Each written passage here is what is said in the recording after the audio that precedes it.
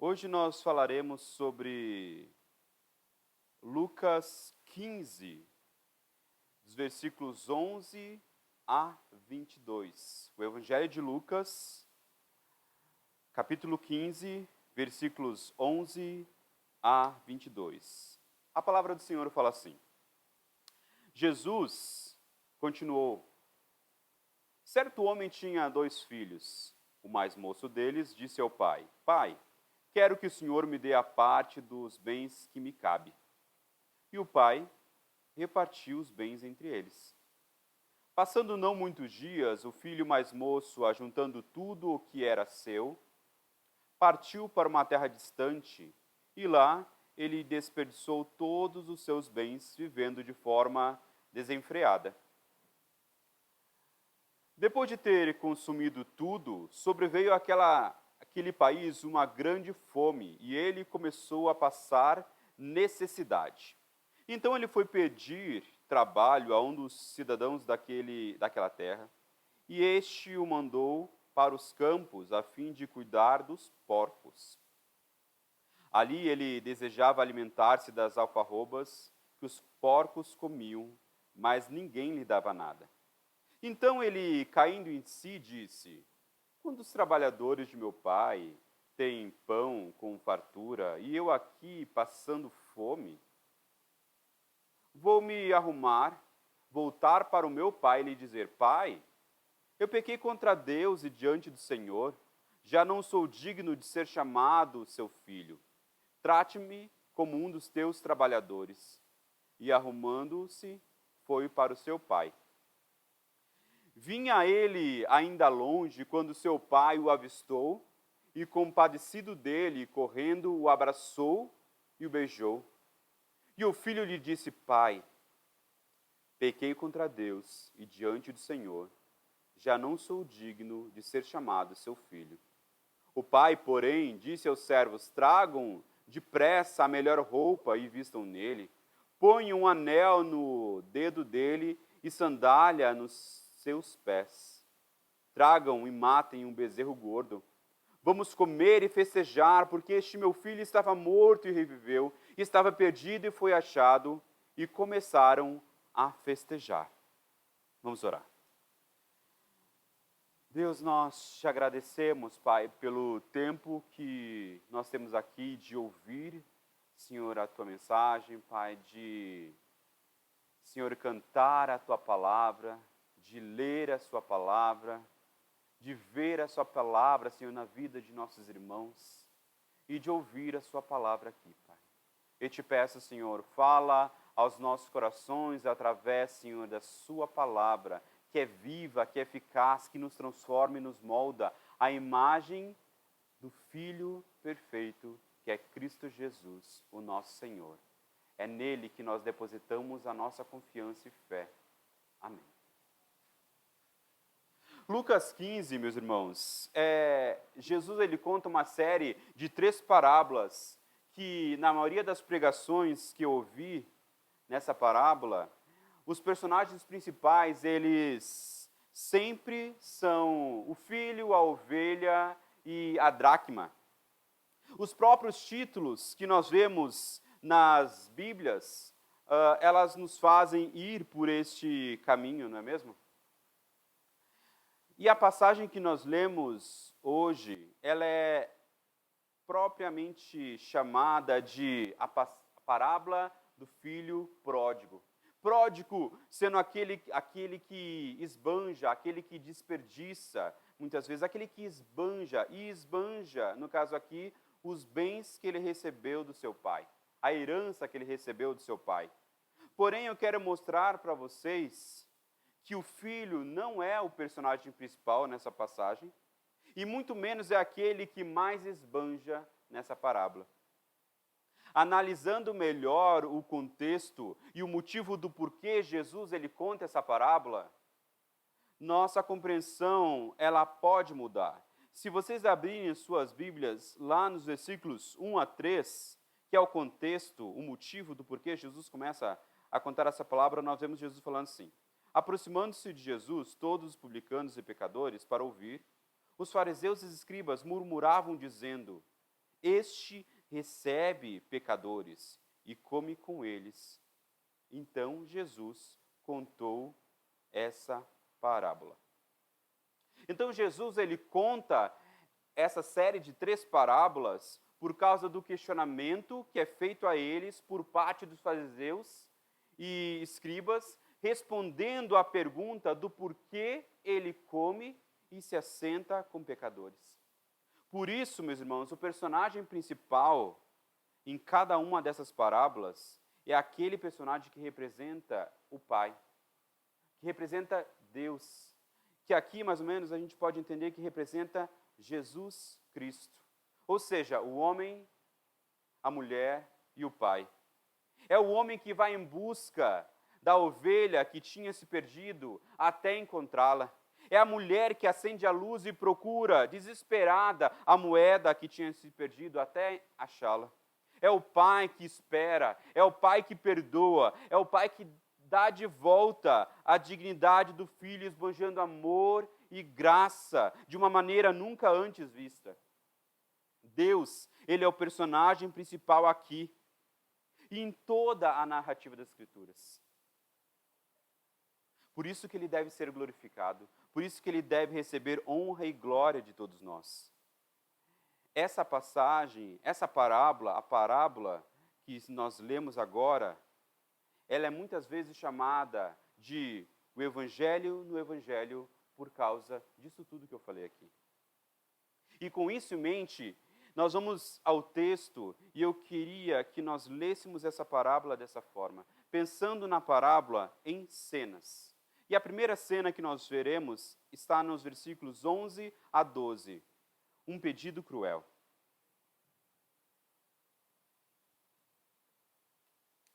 Jesus continuou. Certo homem tinha 2 filhos. O mais moço disse ao pai: Pai, eu quero que o senhor me dê a parte dos bens que me cabe. E o pai repartiu os bens entre eles. Jesus, ele então, nos apresenta aqui os personagens principais dessa parábola. Um pai com 2 filhos. A parábola ela começa com o pedido do mais novo: Pai, dá-me a parte dos bens que me pertence. O que você e eu precisamos ter em mente aqui é que, assim como hoje acontece, a herança é algo que é recebido somente no momento da morte de alguém. Não existe lei ou costume também entre os judeus ou árabes que dê o direito ao filho de pedir herança antes da morte do seu pai. Isso é um insulto tremendo ao seu pai. Porém, há alguns textos de tradição que permitia que a herança fosse dividida entre os filhos para que, quando ele morresse, não houvesse briga e cada um soubesse o que receberia de seu pai como herança. Isso servia muitas vezes para aquele homem que casou 2 vezes e que teve filhos com 2 casamentos. Então, cada filho saberia qual herança lhe cabia. Mas, mesmo que isso acontecesse, o filho ou os filhos, aqueles que tinham sido que tinham repartido a herança, eles não poderiam usufruir daquela herança até que seu pai morresse. O pai, ele tinha todo o direito de usufruir da terra e daquilo que a terra produzia até que ele morresse. Porém, o pedido do filho mais novo aqui, ele é um pedido duplo. Ele quer que divida a herança e ele também quer usufruir da herança agora, imediatamente. Isso é sem precedentes. É como se o filho estivesse dizendo para o pai: Pai, eu não posso esperar que você morra. É isso que o filho está dizendo para o pai. Eu não posso esperar que você morra. Um grande insulto. Hoje em dia já é ser um grande insulto. Na época, então, o pedido não era um adiantamento de uma mesada, mas uma ruptura total com a sua família e com seu pai. O filho estava considerando seu pai aqui como morto. Em nome da sua cobiça, o filho mais novo, ele abriu mão totalmente do seu relacionamento com seu pai e com sua família. Imagine vocês a reação dos fariseus nesse ponto. Imagine eles ouvindo tudo isso que Jesus está falando. Como homens conhecedores da lei, eles deveriam ter facilmente se lembrado da passagem que está lá em Deuteronômio 21, 18 a 21, que eu vou ler para vocês. Se alguém tiver um filho contumaz e rebelde, que não obedece à voz do seu pai e da sua mãe, e, ainda castigado, não lhe dá ouvidos, pegarão nele seu pai e sua mãe e o levarão aos anciãos da cidade. À sua porta e lhe dirão: este, nosso filho é rebelde e contumaz, não dá ouvidos à nossa voz, é dissoluto e beberrão. Então todos os homens da sua cidade o apedrejarão até a morte. Assim eliminarás o mal do meio de ti. Todo o Israel ouvirá e temerá isso. Ou ainda assim, eles poderiam se lembrar da passagem de Deuteronômio 27, 16, que diz: maldito é aquele que despreza o seu pai e a sua mãe, e todo o povo dirá amém. Os fariseus estavam assim já, esperando para jogar pedras naquele menino. É esperado aqui que o pai exploda, que repreenda o seu filho pelo pedido cruel que ele havia feito, que o castigue. Porém, não é isso que acontece. Não é mesmo? O pai, de uma maneira inesperada, ele esbanja amor e graça diante do filho e atende o pedido cruel que seu filho havia lhe feito. O filho mais novo, ele não é apedrejado, mas ele segue o seu caminho em busca de seus prazeres. A história não está no fim, mas alguns fariseus provavelmente seguraram suas pedras aqui, pensando: não pegamos o filho agora, mas o pegaremos em outro momento. Há uma cerimônia chamada Quesaça, que ela é uma cerimônia de corte, uma cerimônia de separação. É uma cerimônia que separava tanto a família quanto a sociedade.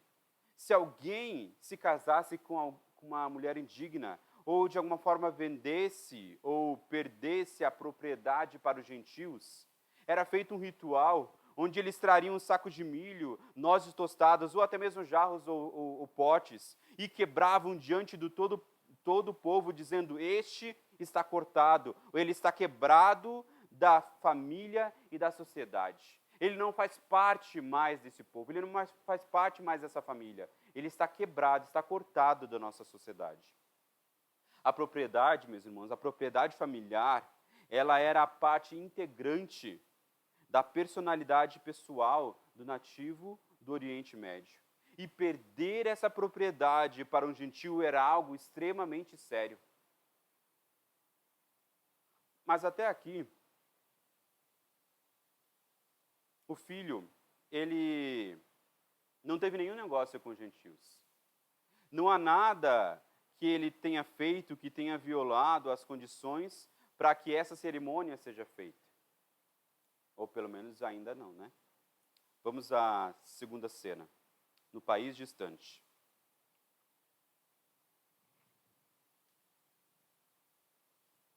Não muitos dias, o filho, mais moço, ele ajuntando tudo o que era seu, ele partiu para uma terra distante e lá ele desperdiçou todos os seus bens, vivendo de forma desenfreada. Depois de ter consumido tudo, sobreveio àquele país uma grande fome.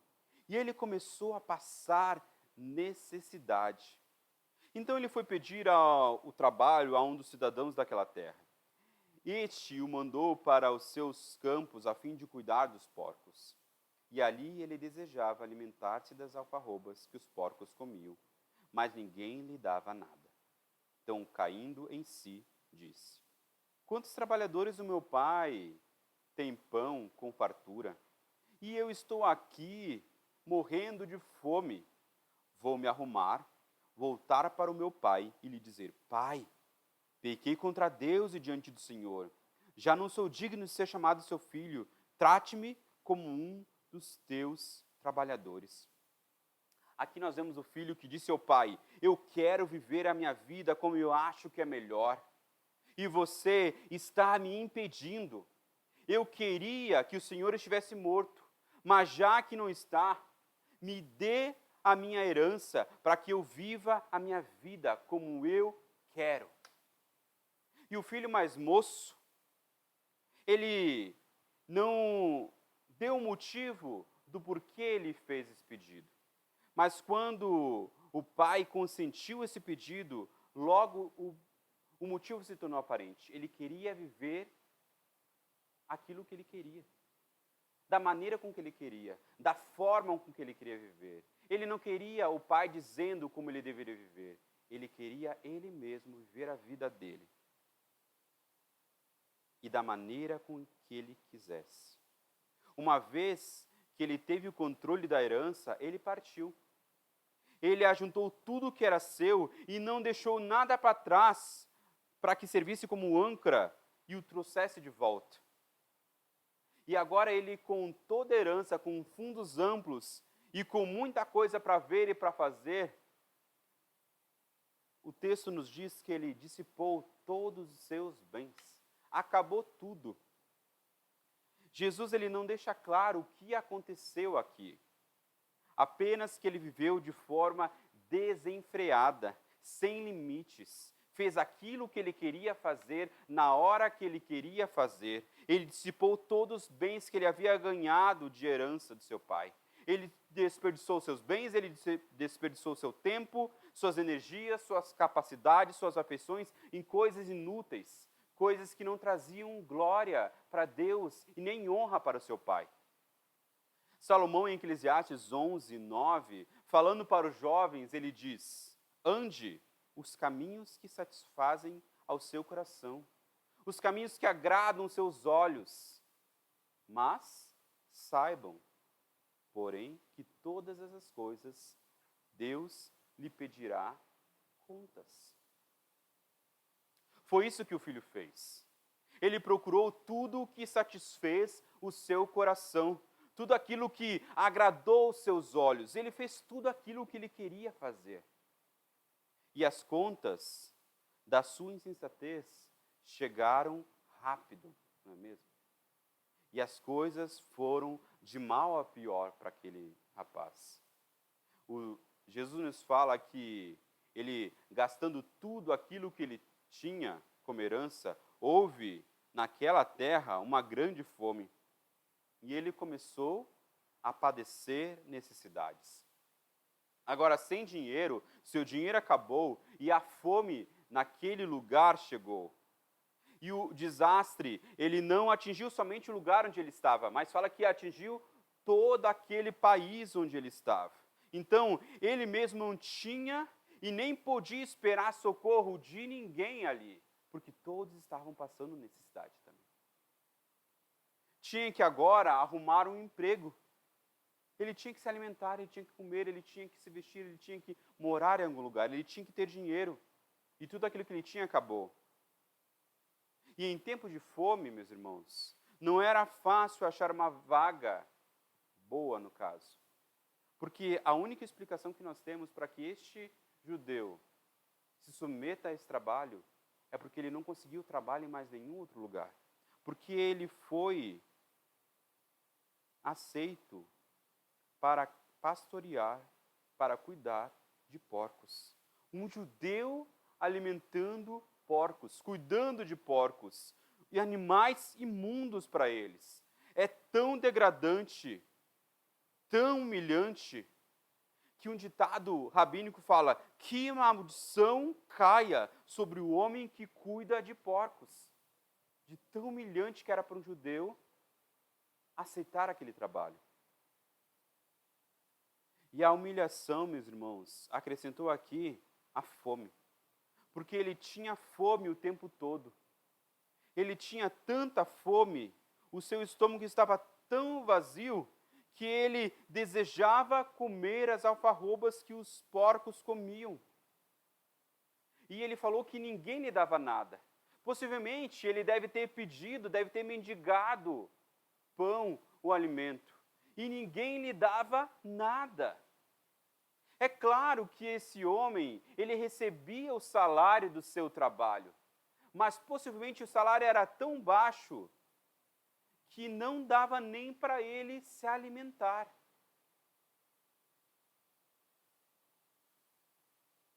Ele diz: eu pereço de fome, eu estou morrendo de fome, nada do que eu faço aqui está dando certo. Então, quando ele chegou no fundo do poço, Jesus ele diz que ele caiu em si. O jovem caiu em si. Daí nós pensamos, não é mesmo? Ele se arrependeu. Se arrependeu de tudo aquilo que ele havia feito com seu pai. Ele vai agora pedir perdão a Deus e ao seu pai e vai pedir de volta essa reconciliação com ele. Por ter humilhado seu pai. Mas não é isso que ele faz, não é mesmo? Não é isso que o texto nos diz. Nem mesmo o contexto. Ele não se arrependeu dessa forma. A palavra utilizada aqui nem mesmo é metanoia, nem mesmo é arrependimento, nem mesmo é uma conversão. E a pergunta que a gente faz é do que ele se arrependeu. O que aconteceu aqui? Jesus diz que ele caiu em si. A ideia é que ele mudou de ideia. Mudou de ideia de tudo aquilo que ele tinha feito. Não é o seu arrependimento pelos pecados cometidos, simplesmente é uma constatação que ele chegou ao fim dos seus recursos, o que leva ele a voltar, a ter ideia de voltar para o seu pai, porque na casa dos pais, até mesmo os trabalhadores como ele é agora, comem. Vou voltar. Lá eu consigo me alimentar, consigo cumprir aquilo que eu preciso cumprir. E quando ele diz, pequei contra os céus e perante ti, perante o meu pai, ele está confessando algo que ele não tinha pensado antes. Ele falhou por não ter permanecido de prontidão para tomar conta do seu pai na velhice, que era uma obrigação dele. O pecado que motivou ele a confessar aqui é a perda do dinheiro que estava ligado à responsabilidade moral que até então ele se recusava a reconhecer. Porque ele nem queria ter nenhum relacionamento com seu pai. Ele pensa que se ele não tivesse perdido dinheiro, ele não teria pecado. Ele poderia cuidar do seu pai ainda. Para ele, o seu fracasso era um fracasso financeiro. Não era um pecado contra o seu pai. E ele já tem uma solução, não é mesmo? Ele já sabe o que fazer para resolver isso. Ele já tem um plano. O plano é trabalhar como um empregado remunerado do seu pai. Ele tem um plano e ele pretende ordenar ao seu pai que execute esse plano. Como um servo assalariado, ele seria ainda um homem livre, tendo a sua própria renda, vivendo independente na aldeia local. Ele não precisaria estar sobre a tutela do seu pai. Ele era um homem livre. E assim, nessa condição, ele poderia ter condições aqui de cumprir o seu dever, que é cuidar do seu pai na velhice. Ao perder o dinheiro, ele falhou com essas responsabilidades. Mas agora, ele vai recuperar o que havia perdido. Ele vai recuperar a sua honra. Ele vai ser um trabalhador. Ele vai conseguir cuidar do seu pai. Em suma, o que ele está dizendo é que ele se salvará. Ele tem um plano para se salvar, para se redimir. Ele não deseja a graça aqui. E ele parte para a casa do seu pai. Terceira cena, o reencontro, versículos 20 a 24. E arrumando-se, foi para a casa de seu pai. Vinha ele longe, quando seu pai o avistou, e compadecido dele, correndo, o abraçou e o beijou. E o filho lhe disse: Pai, pequei contra Deus e diante do Senhor, já não sou digno de ser chamado seu filho. O pai, porém, disse aos servos: Tragam depressa a melhor roupa e vistam nele, põe um anel no seu dedo e sandália nos seus pés, tragam e matem um bezerro gordo. Vamos comer e festejar, porque este meu filho estava morto e reviveu, e estava perdido e foi achado. E começaram a festejar. Meus irmãos, o pai, ele provavelmente, ele espera que o seu filho fracasse. Ele sabe que o seu filho fracassará. E o seu filho aqui, ele é considerado como morto. Já está morto, já estava perdido. Se voltar, possivelmente o pai, ele sabe que ele voltaria como um mendigo, como alguém que tinha perdido tudo. O pai também sabe como a aldeia tratará o rapaz por ocasião da sua chegada. Ele sabe que o filho chegando será escarnecido por uma multidão que se reunirá espontaneamente quando a notícia correr por toda a aldeia, falando da sua volta, depois de ele ter perdido toda a herança do seu pai, de forma irresponsável. E ainda pior, para os gentios, que havia trabalhado como um cuidador de porcos, um trabalho imundo, e que não só havia trabalhado como um cuidador de porcos, como a fome que ele tinha era tanta, a degradação dele era tanta, que ele queria até comer a comida daqueles animais imundos. O pai sabe o que vai acontecer com seu filho. Assim que o filho chega aos limites da aldeia e ele for identificado, uma multidão vai começar a se juntar e será sujeito a zombadeiras, será até mesmo a insultos verbais e possivelmente até mesmo físicos. O pai, ele sabe muito bem o que vai acontecer com seu filho. Os fariseus agora, segurando suas pedras na mão, em seus corações eles estão prontos para encontrar alívio ao ouvir Jesus relatando o apedrejamento daquele filho rebelde. Que a justiça seja feita, eles falarão. Porém, não é isso que Jesus nos conta, não é mesmo? Essa cerimônia não acontece. O filho mais novo, ao chegar, ao se aproximar da casa do pai, ele já é visto pelo pai. E o pai sai correndo, o encontra de braços abertos, pronto para perdoá-lo. E os fariseus devem ter pensado: como? O quê? Mas e a sua punição? E a lei? Mas o que o pai faz, meus irmãos, nessa cena de reencontro com seu filho, pode ser entendido melhor como uma série de atos dramáticos, calculados para proteger o seu filho da hostilidade de toda a aldeia e também para restaurá-lo à comunhão da comunidade e consigo mesmo. E esses atos, eles começam quando seu pai, que o texto diz que cheio de compaixão o avista, de longe, possivelmente ele estava esperando o seu filho. E ele sai correndo, estrada fora ao seu encontro. O que nós precisamos ter em mente é que um homem de idade nunca corre. É humilhante correr. O pai não se humilha diante da comunidade por nada. Ou, a não ser, é claro, pelo seu filho. E é nessa parte da parábola que o pai demonstra compaixão a seu filho. Que disse que ele queria que ele morresse. E se humilha diante de toda a comunidade por causa do seu filho novamente. Para salvá-lo da humilhação, das afrontas verbais e até mesmo físicas que a comunidade poderia fazer com ele.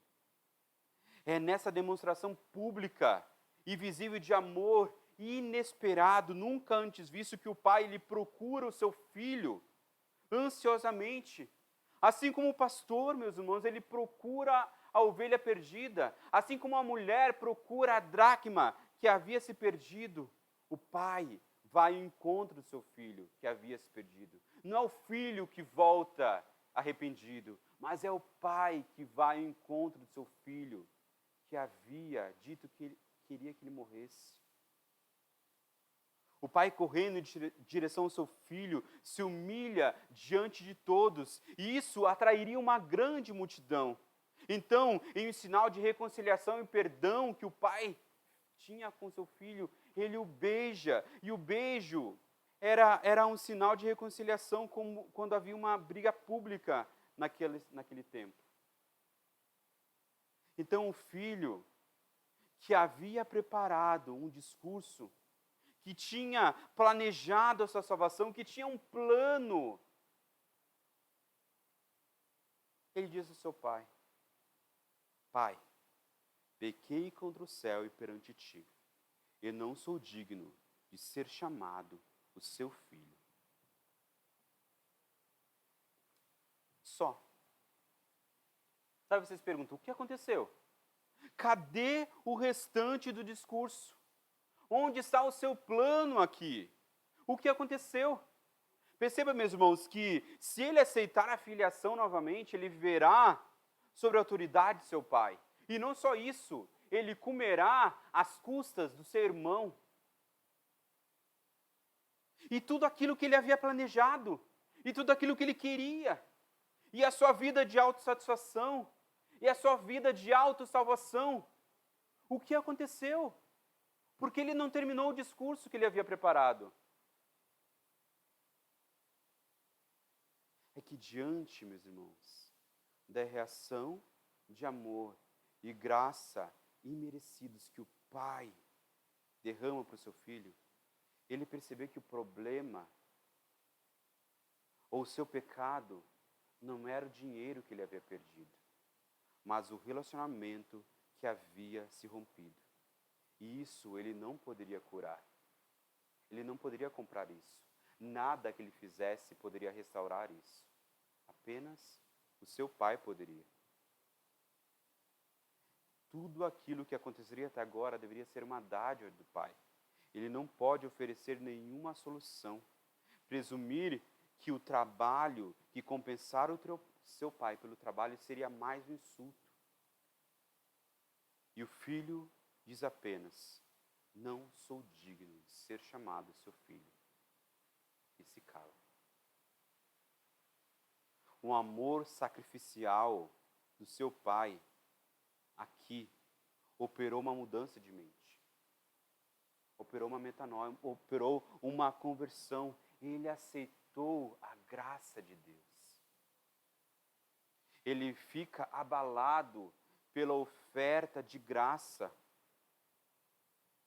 E ele confessa aqui a sua indignidade. Eu não sou digno de ser chamado seu filho. Ele aceita a restauração, a filiação do seu pai, de uma forma humilde aqui. Depois do arrependimento do seu filho, o pai ele reconcilia o filho com os servos, dizendo: vistam ele a melhor roupa. Eles sabem, os servos sabem que a melhor roupa é a roupa do pai. Sempre é a roupa do pai.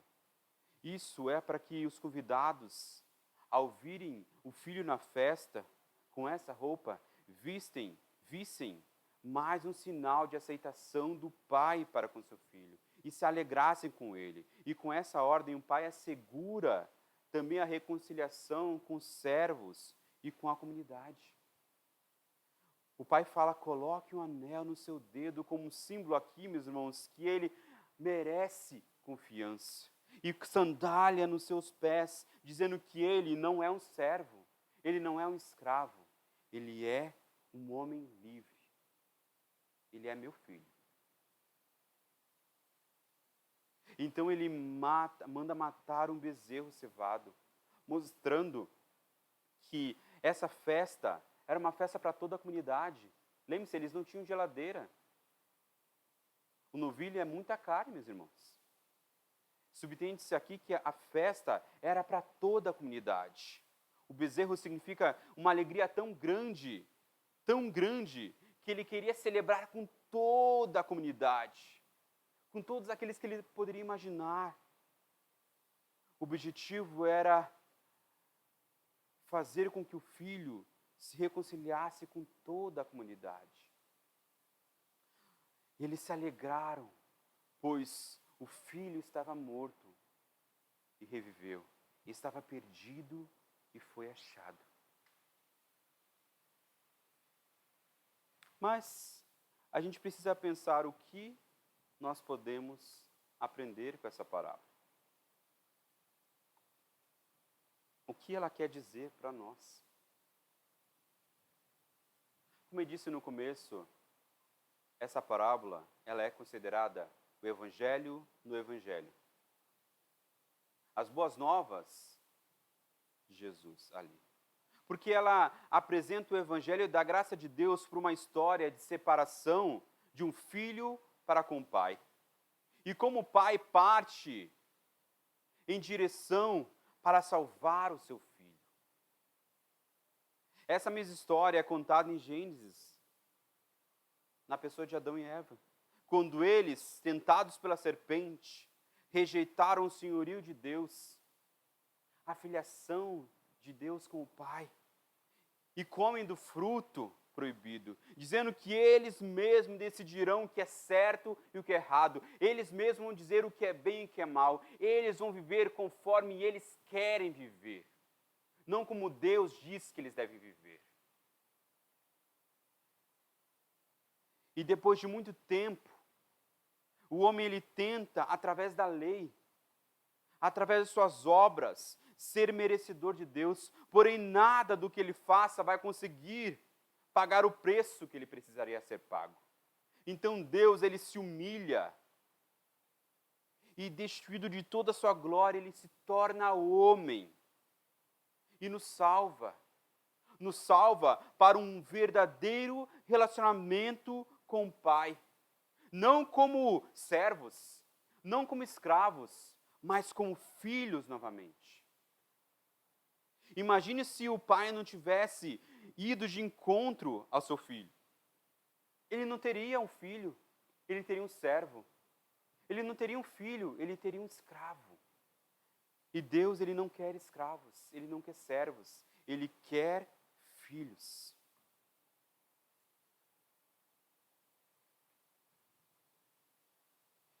Isso foi o que a comunidade não entendeu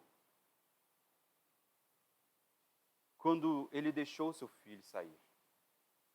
Não importava o que o pai falasse para ele. O filho entenderia que ele ainda era um escravo na casa do pai. Assim como o filho mais velho, que nós não vamos ver hoje, mas semana que vem. Se o pai não demonstrasse o amor, não demonstrasse misericórdia, não demonstrasse graça, o filho nunca entenderia que o que o pai quer não é escravos, não é servos. Ele quer filhos. Imagine os fariseus e escribas aqui neste momento. Mas eu vivi a minha vida toda te servindo como escravo. E estes filhos vêm agora e você recebe assim de graça. E Jesus diria, é assim que meu pai é. Meu pai é um pai gracioso. Meu pai é um pai amoroso. Ele esbanja graça e amor. Ele é assim. Meus irmãos, eu queria concluir essa mensagem falando a mesma passagem que eu disse no começo. O motivo do porquê Jesus, ele contou essa parábola. Ele ainda recebe pecadores e come com eles. Se você entendeu essa mensagem, se você percebeu que nada no mundo, nada que o mundo possa te oferecer vai te satisfazer. São alfarrobas dadas aos porcos. Não é feito para nos satisfazer o que o mundo nos oferece. Eu convido a você a se arrepender dos seus pecados. Do pecado que lhe afastou de um relacionamento e lhe afasta de um relacionamento com Deus. O único que pode verdadeiramente te satisfazer. Que nós fomos criados para nos satisfazer apenas em Deus. Por isso que nada que o mundo nos ofereça vai nos satisfazer, vai nos preencher. Nós vamos continuar com esse vazio existencial que nós temos e que nós vemos mundo afora.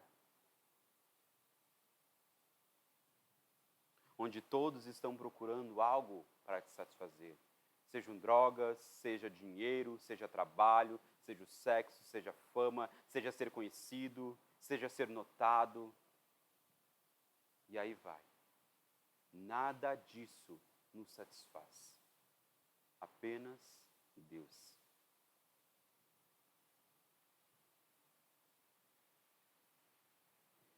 Ele foi, lembre-se, meus irmãos, Ele foi ao seu encontro. Ele que foi ao seu encontro para restaurar esse relacionamento que havia se perdido.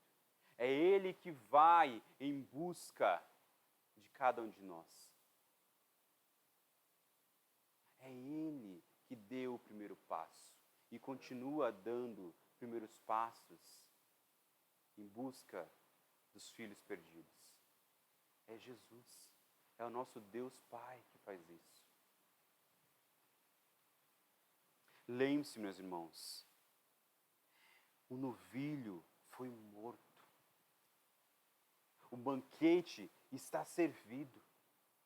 Por que nós vamos procurar nos alimentar com alfarrobas? Na casa do nosso Pai há um banquete nos esperando. Jesus, meus irmãos, ainda come e ainda se assenta com pecadores. Glória a Deus por isso. A pergunta que fica é: qual será a sua reação? Você continuará procurando satisfazer com as coisas que esse mundo te oferece? Você continuará buscando a completude de vida em coisas que não vão te completar? Você continuará com a sua vida de autorrealização? Você tentará se salvar, ter uma vida de autossalvação, achando que qualquer coisa que você faça ou deixe de fazer vai fazer com que o Pai te aceite? Nada. Não depende de você. Depende apenas de Deus. É Ele que se fez carne e habitou entre nós. É Ele que se fez homem para nos salvar. É Ele que não merecia morrer e mesmo assim morreu em nosso lugar. No lugar de homens, de filhos desgarrados, de uma graça que nós não merecíamos, porque nós somos pecadores. Somos beberrões. Somos pecadores que se afastaram de Deus, nosso Pai. Nós somos aqueles que falaram para Ele que queriam que Ele morresse, porque nós queríamos viver a nossa vida. Nós somos o filho mais novo. A pergunta que fica é: o que nós faremos? Diante da demonstração de um Deus amoroso que desceu de sua glória e se humilhou e tornou-se homem e morreu na cruz, o que nós faremos? A única atitude é receber a graça de graça, porque nós não podemos pagar.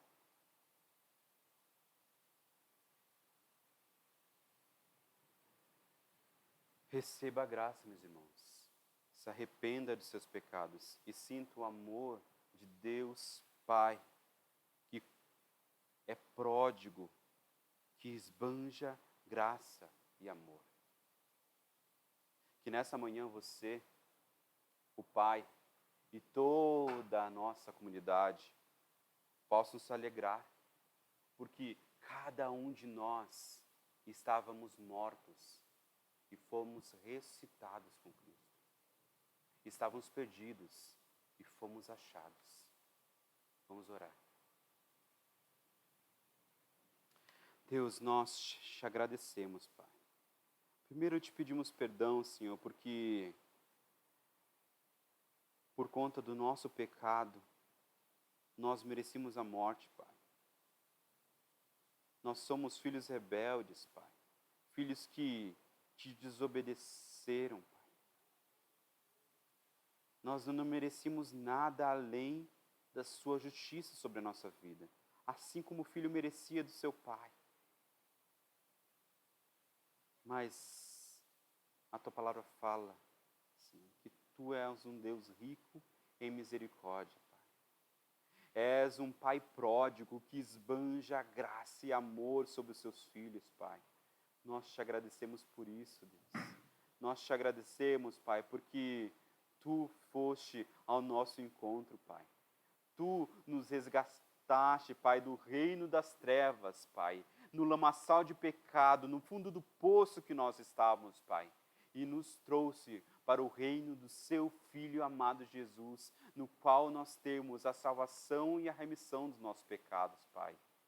E além disso, Pai, restaurou, Pai, reconciliou, Pai, esses filhos perdidos consigo mesmo. Nós, Pai, te agradecemos por isso, porque hoje nós somos chamados filhos, Pai. Filhos e herdeiros de Ti. Obrigado, Senhor. Nos ajuda a cada dia a nos lembrar, Senhor, que nós somos Teus filhos e vivermos como filhos amados de Deus.